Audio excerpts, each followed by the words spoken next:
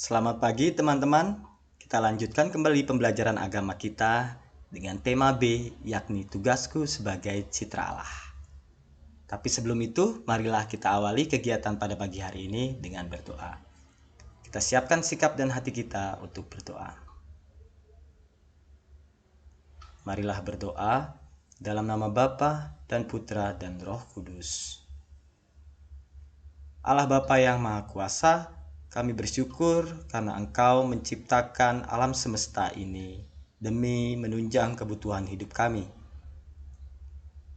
Engkau juga berpesan kepada kami untuk berkuasa atas apa yang ada di sekitar ini, sekaligus melindunginya.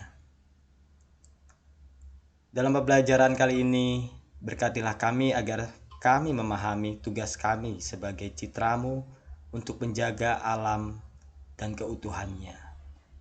Terpujilah namamu, demi Kristus Tuhan dan pengantara kami.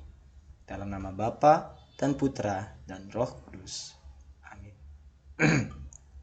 Selamat pagi teman-teman, Pak Sandi ucapkan kembali kepada kita. Minggu lalu kita telah belajar tentang aku pribadi yang unik. Ya, aku pribadi yang unik dalam kemasan dengan judul apa tadi kemarin ya, aku apa ini teman-teman baca, aku citra Allah yang unik ya. Setiap orang diciptakan dengan keunikannya masing-masing. Kita sudah coba lihat ya, atau sudah coba mengidentifikasikan ya, mengenal ciri ya. Kita coba melihat ya fisik kita seperti apa, kemudian sifat-sifat kita seperti apa, dan ciri fisik serta ciri sifat kita ya unik teman-teman ya. Tidak ada yang sama persis gitu. Kalaupun dibilang kembar, pasti tetap ada yang berbeda. Entah itu ada tanda lahirnya, entah itu ada rambutnya, pasti ada perbedaan sedikit ya. Apalagi sifatnya, walaupun dibilang kembar gitu. Mungkin teman-teman punya kenalan kembar atau pernah ketemu dengan orang-orang yang kembar, tetap mereka kelihatan berbeda karena setiap pribadi unik adanya ya. Tidak ada yang sama persis ciplak gitu ya, nggak ada itu. Nah, setelah kita melihat ya bahwa kita ini unik ya, kita juga berasal dari Allah ya. Kita juga berasal dari Allah ya. Allah menciptakan kita.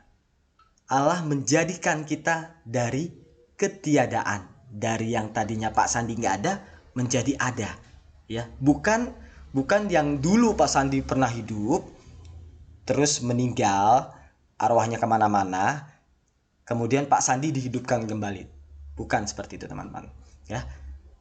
Kita dihidupkan dari ketiadaan menjadi ada itu. Pak Sandi diciptakan dari yang dulunya Pak Sandi nggak ada, sekarang menjadi ada ya. Nah, siapa yang menciptakan kita? Tentulah Allah ya. Nah, karena cinta kasihnya yang begitu besar kepada manusia ya, dia memberikan alam ciptaan untuk menunjang kehidupan manusia, untuk membuat manusia dapat bertahan hidup dari waktu ke waktu, untuk manusia dapat berkembang biak dari waktu ke waktu. Nah, sekarang kita mau melihat ya, apa tugas kita sebagai citra Allah. Nah, walaupun Allah memberikan semua ini untuk kita berkuasa atas segalanya, tetapi Allah tetap memberikan tugas kepada kita.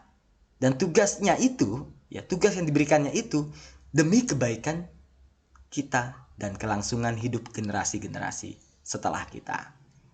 Yang pertama, kita mau lihat apa? Kita mau melihat kondisi ciptaan Tuhan dewasa ini atau saat ini ya. Tentu kalau yang update sebenarnya ya, COVID ya teman-teman ya. COVID yang mengancam kehidupan, begitu sungguh meresahkan, begitu sungguh mengkhawatirkan, bahkan membuat irama kehidupan kita sangat jauh berubah, ya. Nah, bagaimana kita harus bersikap?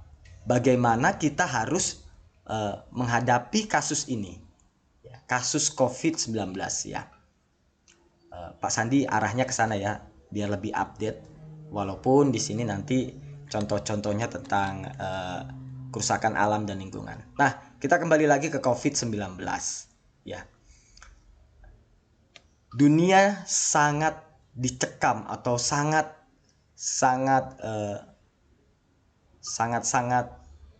khawatir dengan penyakit yang belum ada obatnya sama sekali, ya. Belum ada obatnya sama sekali, ya teman-teman. Walaupun sistem kekebalan tubuh kita dapat melawan virus tersebut, tetapi reaksi virus terhadap orang per orang itu berbeda-beda, teman-teman, ya. Mungkin teman-teman sekarang dalam masa remaja, dalam masa sistem imun yang bagus, ya. Tetapi bagaimana dengan orang tua? Bagaimana dengan orang yang seusia kalian tetapi punya riwayat penyakit berat? Tentu ceritanya bisa jadi lain. Nah, tugas kita dalam COVID ini seperti apa? Kurang bagus pertanyaan. Tugas kita, ya, sebagai citra Allah dalam menghadapi situasi COVID itu bagaimana? Nah, ini menjadi pertanyaan menarik, ya teman-teman. Pertanyaan menarik. Ini pertanyaan menarik sekaligus refleksi untuk kita yang selama ini juga bergelut dalam penanganan atau pencegahan COVID-19, ya. Walaupun secara tidak langsung, walaupun tidak secara terang-terangan turun ke lapangan, tetapi kita turut ambil bagian untuk menjaga alam ciptaan Tuhan, ya, dari penyakit yang belum ada obatnya ini. Nah, oke. Kita lanjut dulu, ya. Ke ini soal apa ya? soal kondisi yang terkini, ya teman-teman, yang real konkret kita hadapi. COVID-19 mengundang reaksi kita untuk bersikap apa, ya, atas situasi COVID ini. Apa yang harus kita lakukan? Ini pertanyaan untuk kita. Dan silahkan teman-teman jawab sendiri, ya. Silahkan jawab sendiri, direfleksikan, direnungkan. Tentulah kalau Pak Sandi yang ditanya seperti itu, tentulah Pak Sandi mengikuti protokol kesehatan, meminimalisir mobilitas atau pergerakan Pak Sandi sejauh mungkin dari tempat berisiko. Tempat berisiko itu apa sih? Tempat-tempat yang ramai, tempat-tempat yang tertutup, ya kan. Nah, dengan menghindari itu, Pak Sandi juga secara tidak langsung mengkondisikan diri untuk ini menjaga ciptaan Tuhan, ya, karena Pak Sandi juga bagian dari ciptaan Tuhan. Nah, sekarang dari mana COVID ini berasal? Dari sekitar kita, teman-teman. Bukan katanya sih, dari berita ofisial itu tentu dari Cina, dari salah satu hewan yang kemudian virusnya ditularkan secara langsung kepada manusia, gitu kan. Nah, ini menandakan bahwa ternyata alam ciptaan juga punya dampak atau efek yang tidak baik kepada manusia kalau disalahgunakan. Nah, apakah kelelawar itu dimakan karena enak, karena punya khasiat tertentu? Kita tidak tahu, ya. Kita tidak tahu. Tapi mungkin sebagian orang yang di sana, ya, yang biasa memperjualbelikan daging itu merasa punya kenikmatan tersendiri untuk mengkonsumsi hewan tersebut. Padahal belum tentu itu menyehatkan, ya. Nyatanya sekarang kita terkena imbas itu semua, yaitu COVID-19. Nah, itu sekilas tentang COVID-19, ya. Lalu kita lihat di sini ada banjir, ada sampah, ya kan. Ini juga tempat di mana virus-virus bisa bercokol, ya. Bercokol artinya virus-virus tumbuh dan berkembang di tempat-tempat seperti ini. Kalau virus tumbuh dan berkembang di mana-mana, dia akan menyerang manusia yang akhirnya membuat manusia sendiri kewalahan. Ya. Oke. Nah, untuk tugas ya, silakan teman-teman nanti kerjakan ini ya, kerjakan ini saja. Ya, kerjakan ini saja ya. Kolom 1 2 3 4 5. Silakan teman-teman kelompokkan gambar pertama, ini gambar pertama, gambar kedua, ini gambar ketiga, gambar keempat. Nah, gambar pertama ini teman-teman mau kasih judul apa? Ya kan? Lalu penyebabnya apa? Kondisi yang seharusnya bagaimana? Nah, itu ya. Ini judulnya apa? Banjir. Nah, Pak Sandi udah kasih contoh banjir. Teman-teman bisa cari judul yang lain, yang lebih kreatif. Tetapi judul tersebut tetap menggambarkan situasi yang ada dalam potret ini. Nah, langsung saja lanjut ya. Sebenarnya menurut kitab suci yang dimaksud dengan tugas manusia sebagai citra Allah itu apa sih? Mari kita baca sama-sama ya. Berfirmanlah Allah. Pak Sandi baca dulu ayatnya supaya jelas. Kejadian bab 1 ayat 26 sampai dengan 30. Berfirmanlah Allah. Baiklah kita menjadikan manusia menurut gambar dan rupa kita, supaya mereka berkuasa atas ikan-ikan dan ikan-ikan di laut dan burung-burung di udara dan atas ternak dan atas seluruh bumi dan atas segala binatang melata yang merayap di bumi. Maka Allah menciptakan manusia menurut gambarnya. Menurut gambar Allah diciptakannya dia, laki-laki dan perempuan. Diciptakanlah mereka. Allah memberkati mereka, lalu Allah berfirman kepada mereka, beranak cuculah dan bertambah banyak. Penuhilah bumi dan taklukkanlah itu. Berkuasalah atas ikan-ikan di laut dan burung-burung di udara, dan atas segala binatang yang merayap di bumi. Berfirmanlah Allah, lihatlah aku memberikan kepadamu segala tumbuh-tumbuhan yang berbiji di seluruh bumi dan segala pohon-pohon yang buahnya berbiji. Itulah yang akan menjadi makananmu. Tetapi kepada segala binatang di bumi dan segala burung di udara dan segala yang merayap di bumi yang bernyawa, kuberikan segala tumbuh-tumbuhan hijau menjadi makanannya. Dan jadilah demikian. Oke ya teman-teman ya. Kita jawab saja ya. Apa tugas yang diberikan Allah kepada manusia? Tunjukkan ayatnya. Ya. Ini dia teman-teman. Ya.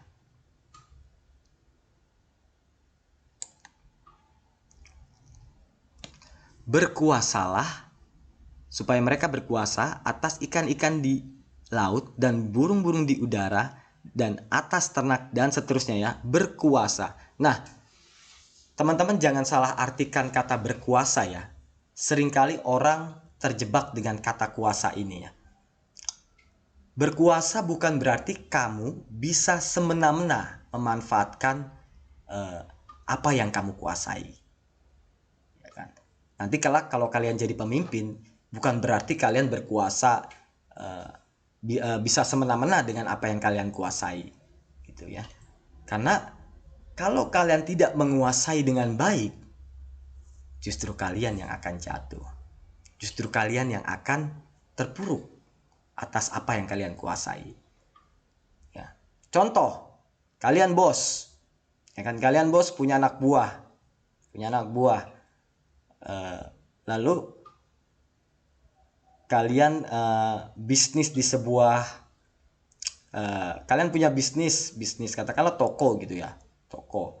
Kemudian kalian bosnya, kalian berkuasa atas toko tersebut. Lalu toko tersebut mempunyai keuntungan dan keuntungannya bisa untuk bayar karyawan kalian. Tetapi kalian ingin sekali memiliki keuntungan yang sangat besar. Oleh karena itu gaji karyawan kalian potong, tek tek tek, sehingga kalian punya keuntungan yang sangat besar. Nah, kalian berhak untuk menentukan gaji karyawan karena kalian yang punya tokonya. Tetapi kalau kalian membuat gaji karyawan yang ada di toko tersebut tidak wajar demi kalian untung, ya kan? Pastilah karyawan-karyawan tersebut akan berontak lama-kelamaan. Bahkan yang paling parah, menjatuhkan toko kalian, bahkan meninggalkan toko kalian.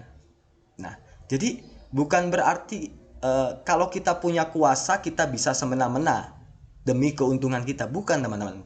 Nah, sama seperti yang Allah katakan dalam kitab Kejadian ini bahwa ya kita berkuasa atas ikan laut, ya, tumbuh-tumbuhan, segala binatang untuk kita konsumsi, untuk kita jadikan bahan rumah, bahan bangunan, ya. Kita berkuasa atas itu. Tapi bukan berarti itu semua bisa kita gunakan secara berlebihan tanpa memikirkan kelangsungan hidup mereka, ya. Maka dari itu semuanya harus seimbang. Apa yang kita ambil tentu juga kita persiapkan untuk masa depan kita, ya kan? Kita ambil sekian, sisanya kita biarkan untuk mereka berkembang biak, dan ketika kita butuh kita ambil lagi secukupnya teman-teman, secukupnya, ya. Jadi berkuasa itu bukan aku nggak puas makan segini, aku harus ambil semuanya biar aku merasakan kepuasanku. Oke, saat itu kamu puas, tetapi setelahnya kamu hancur. Kemarin ikan ku ambil, tumbuhan-tumbuhan ku makan semua, sekarang udah nggak ada apa-apa lagi. Meninggoy kita yang ada, ya kan. Tapi kalau kita ambil sebagian, kita biarkan sebagian untuk berkembang biak, untuk meregenerasi, ya, memperbarui dirinya supaya tumbuh lagi, supaya berkembang lagi, beranak pinak lagi, ya kan. Ikan-ikan itu, ayam-ayam itu, ya kan.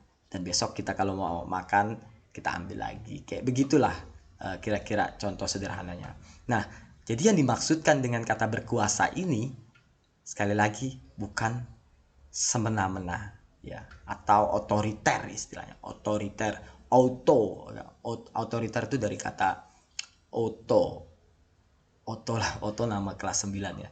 Auto artinya menunjuk diri sendiri sebenarnya. Menunjuk diri sendiri demi keuntungan diri sendiri. Kalau dibilang otoriter, orang yang suka perintah, ya, suka perintah dengan maksud untuk dirinya sendiri, ya kan, tanpa memikirkan orang lain. Nah, orang-orang yang kayak begini adalah orang-orang yang harus segera sadar bahwa berkuasa bukan berarti bertindak semaunya, ya. Itu teman-teman. Cukup panjang Pak Sandi jelaskan ini, semoga ada poin-poin yang kalian tangkap sehingga kalian bisa dapat kuncinya bahwa berkuasa itu bukan dalam arti, dan memang bukan artinya untuk semena-mena, bukan. Kata berkuasa itu positif, tapi menjadi negatif ketika kekuasaan itu disalahgunakan, kekuasaan itu digunakan dengan cara yang salah. Nah, seperti itu ya teman-teman. Oke. Nah, ini kita ditanya bagaimana hubungan antara manusia dan ciptaan Tuhan. Udah Pak Sandi jawab tadi, ya. Manusia dan ciptaan Tuhan lainnya itu saling membutuhkan, ya. Bukan hanya manusia dengan manusia, tetapi manusia dengan ciptaan lainnya itu saling membutuhkan, ya. Jadi kita mengkonsumsi mereka, ya. Mereka juga butuh asupan dari kita, ya. Ya, kita rawat mereka, kita beri makan mereka, nanti juga mereka beri makan kita. Nah, seperti itu. Jadi kalau dibilang ada mata rantai di situ, ya, ada keterikatan satu sama lainnya. Manusia tidak bisa hidup tanpa lingkungan, dan lingkungan juga tidak bisa hidup tanpa manusia. Jadi manusia dan lingkungan harus saling membantu. Gitu. Apakah kondisi-kondisi ciptaan Allah yang ada sekarang sesuai dengan kehendak Allah ketika Ia menciptakan dan menyerahkan pada manusia? Ini jawabannya bisa sangat luas ya teman-teman. Bisa sangat luas dalam arti begini. Bisa iya, bisa tidak. Bisa iya, ya. Bisa iya karena ada di beberapa kondisi ya yang disadari oleh orang-orang sehingga orang-orang tersebut melestarikan alam, menjaga keutuhan dan ciptaan alam, membuat aturan-aturan tentang kelestarian alam, ya kan? Tetapi di saat yang berbarengan juga ada orang-orang yang ingin meraup keuntungan sebesar-besarnya dari alam, ya kan?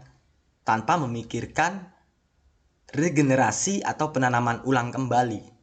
Ya, contohnya di salah satu wilayah Indonesia yang penuh dengan hutan, kan kayunya ditebangin semua ya.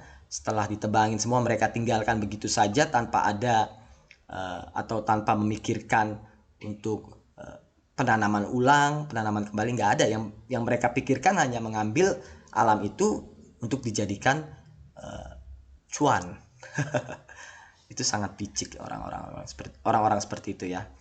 Nah, tetapi kalau orang-orang yang hanya mengambil seperlunya untuk usahanya dan dia kemudian memikirkan alam, aku nggak mau ngambil banyak-banyak, aku ngambil sekian aja buat usahaku gini-gini. Oh ya, aku udah ngambil segini, nanti keuntungannya adalah sebagian, berapa persen untuk ku sumbangkan atau ku alirkan dananya untuk alam dan ciptaan yang telah ku rusak ini, gitu. Jadi ada orang-orang yang berpikiran untuk peduli terhadap lingkungan, tapi ada orang yang pikirannya hanya keuntungan saja. Ada itu teman-teman. Jadi kalau dikatakan kondisi ciptaan Allah yang ada sekarang sudah sesuai dengan kehendak Allah, ya jawabannya bisa ya, bisa tidak ya.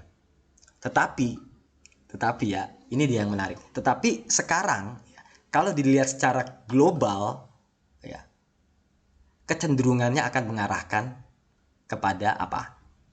Kepada tidak. Jawabannya ya, tidak ya. Kondisi sekarang bukan tidak ya, belum sesuai dengan apa yang Allah kehendaki. Ya, kalau kita jawaban kesimpulan ya, kalau sampai pada jawaban kesimpulan, kita akan mendapatkan jawaban belum mencapai apa yang Allah kehendaki. Karena toh nyatanya kerusakan alam menjadi isu yang sangat memprihatinkan sampai saat ini. Ya. Tuliskan ciri-ciri tindakan manusia yang selaras dengan kehendak Allah seperti yang diamanatkan dalam Kejadian 1. Nah, kalau ini silakan teman-teman jawab ya. Jadi tugasnya ada 2 ya teman-teman. Tugasnya ada 2. Yang pertama, teman-teman mengerjakan kolom ini ya kan. Kalian teman-teman mulai mengidentifikasikan atau membangun kesadaran bahwa alam lingkungan sekitar sangat memprihatinkan karena pencemaran lingkungan sini dan sana yang ada dalam foto itu ya. Kalian teman-teman coba mulai sadari itu, bahwa itu dapat merugikan kita ya, bahwa itu dapat menghancurkan hidup kita ke depan kalau tidak segera diatasi ya. Bagaimana mengatasinya? Dengan hal-hal kecil yang akan kita bahas selanjutnya. Ini dia ya. Jadi perlu disadari ya, bahwa kitab suci menegaskan bahwa keluhuran martabat manusia sebagai citra Allah ya dipanggil untuk beranak cucu, bertambah banyak, memenuhi bumi dan menaklukkannya dan menguasai ciptaan Allah. Oke ya. Itu tegas dari kitab suci ya. Kemudian, panggilan yang agung itu perlu ditempatkan dalam konteks keselamatan yang dikehendaki Allah sendiri, yakni keselamatan secara utuh dan terpadu, integral tidak hanya menyangkut diri sendiri, tetapi juga erat terkait dengan ciptaan Allah lainnya. Oleh karena itu, manusia tidak dapat bersikap sewenang-wenang atas kuasa dan tugas yang diberikan Allah. Ya, kita menguasai alam dan ciptaan bukan berarti kita bisa sewenang-wenang, seperti yang panjang lebar sudah kita dengarkan. Nah, kuasa yang Allah berikan sifatnya terbatas.